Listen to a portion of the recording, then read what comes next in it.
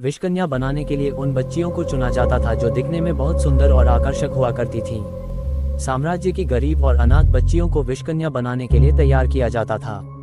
हुस्न और अदा के जाल में फंसाकर अच्छे अच्छे योद्धाओं को खत्म कर देती थी विषकन्या। छोटी उम्र से ही दी जाती थी बेहद खतरनाक ट्रेनिंग। कौन होती थी विषकन्या और इन्हें कैसे तैयार किया जाता था? विषकन्या नाम तो लगभग सभी ने सुना है, लेकिन इसके बारे में बहुत कम लोगों को ही मालूम होता है। प्राचीन समय में विषकन्या की मौजूदगी की पुष्टि तो नहीं की जाती, हालांकि इतिहास में इनका बहुत जिक्र मिलता है। आचार्य चाणक्य द्वारा लिखी गई अर्थशास्त्र में भी विषकन्या का जिक्र किया गया है। विषकन्याओं के बारे में बताया जाता है कि प्राचीन काल में राजा महाराजा विषकन्याएं रखते थे। विषकन्या का मुख्य काम राजाओं के प्रमुख दुश्मनों को खत्म करना होता था। राजाओं के दुश्मनों को खत्म करने के लिए विषकन्याओं को जबरदस्त ट्रेनिंग दी जाती थी।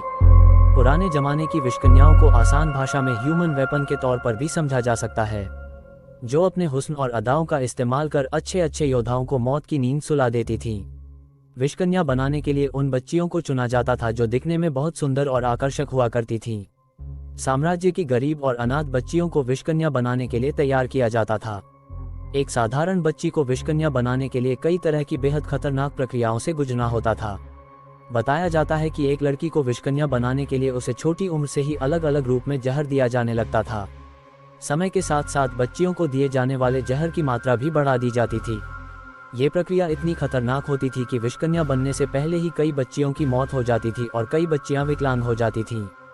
इसके बाद जो बच्चियां जिंदा रहती थीं और शारीरिक रूप से ठीक होती थीं, उन्हें और भी खतरनाक बनाया जाता था। अपनी सुंदरता और आकर्षण से दुश्मनों को जाल में फंसाती थी विषकन्या।